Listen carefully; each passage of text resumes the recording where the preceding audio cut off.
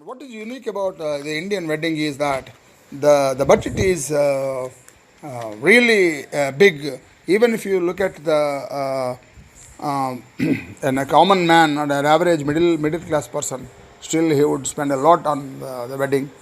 And I would say that the budget is either huge or at least the expenditure will far exceed the budget, and people love it. I don't know whether you call it mismanagement or you call it cash flow management. And there is one more thing called welcome dance, which is called Bharat, where the bride groom visits the bride. So all the relatives of the bridegroom will come in a big fanfare, and the bridegroom comes on a horse or an elephant, and the relatives would be coming dancing, and then you have to see and then participate in that what you call as the festival. And garden, of course, he had an experience that we had one of our owner's daughter marriage took place in Mahalakshmi, and then he has participated, and so he knows that. So, but one question Garden asked me is that how come these people have spent so much money? Are they really rich, and then they are acting normal during normal times, or they are borrowing the money and spending beyond their means? So I said both. Some of them, they hide their assets, or maybe they do savings for life to spend that day, or some of them they borrow the money, and then they struggle the whole life to repay back.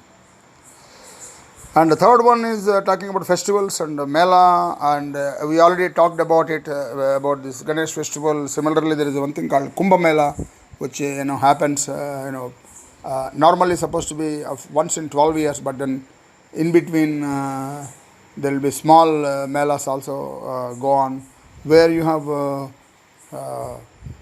100 million pilgrims. I mean, hold your breath. So 100 million is a big number, and they are and even 10 million will become 1 crore for India for 100 million. So it's 1/10 of Indian population. They meet every 4 years and the banks of Ganges. And the best part of it is that you don't see who is really managing the show, but there are no accidents, no rush, and there are no dearth of food.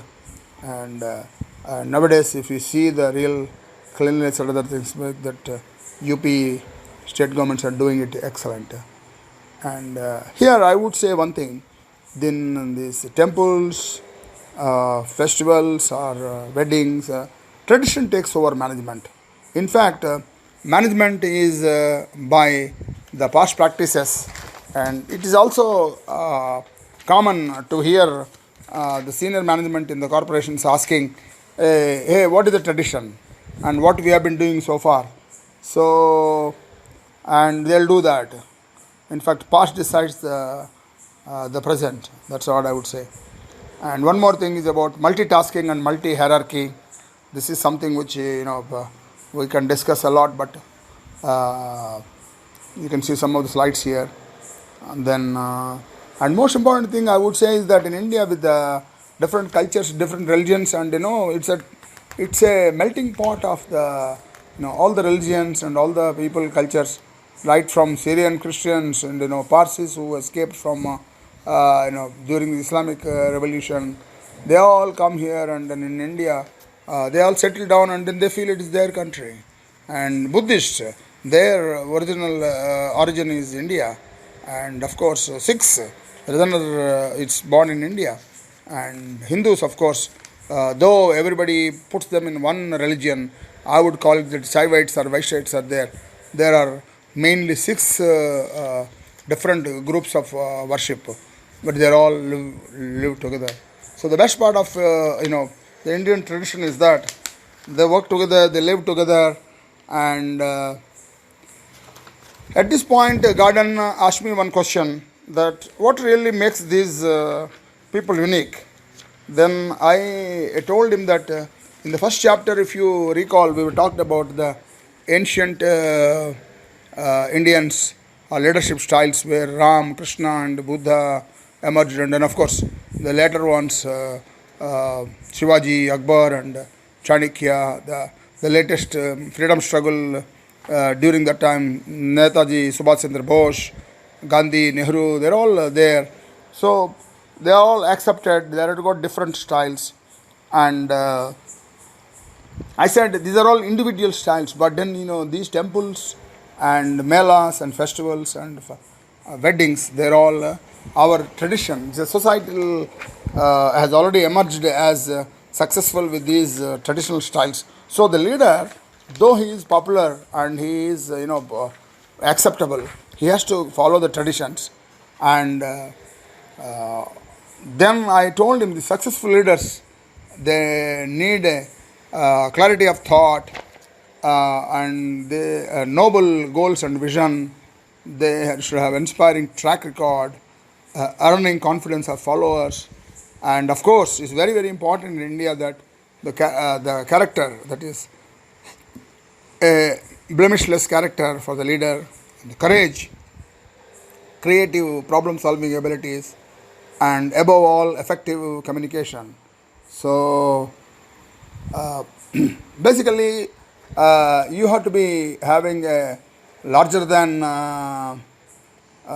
real life leader, and that's how people look at you, and they expect the leader to be, performing, if not impossible, at least the miracles. And several people have done it.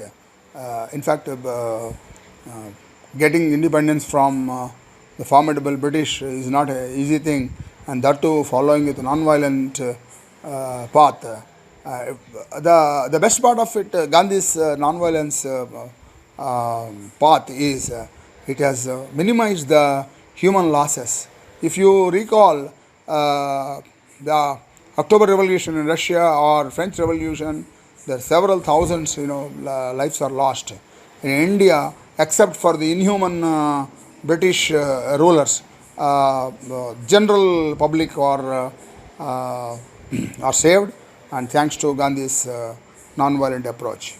Here the second chapter ends, and to sum it up, India has got the successful management systems called temple management, and then the wedding management, and I would say fair, mela or festival management, and these are all things which really are used knowingly or unknowingly by the leaders, and that's how the projects work.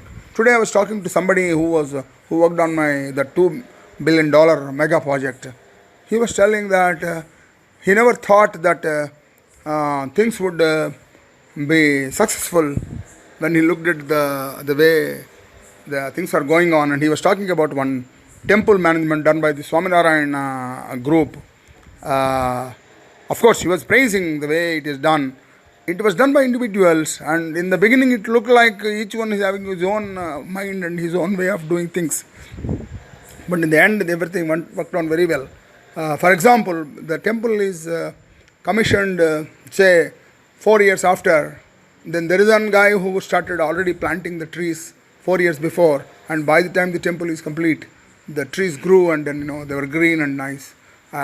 Similarly, individuals work, and the whole thing blossoms into fruition at the right time.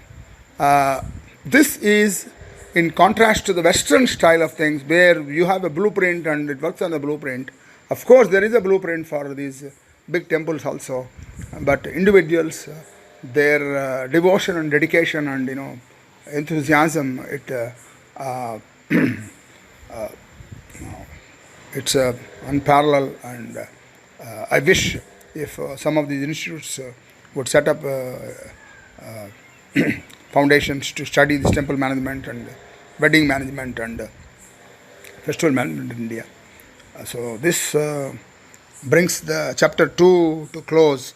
And before we go to the third chapter, where the application of some of these things, we had a problem in India. Some of the things, like where we don't have great experience, especially in traffic management and time management. So we will discuss that in the next chapter, third chapter. This brings chapter 2 of the successful management styles to close. This is Rajsekar Polapragada, and my book is available on Amazon and Notion Prints and Flipkart. So you can buy it, or there is one more, or wait for the next chapter and then you can listen to it. Thank you very much. Bye.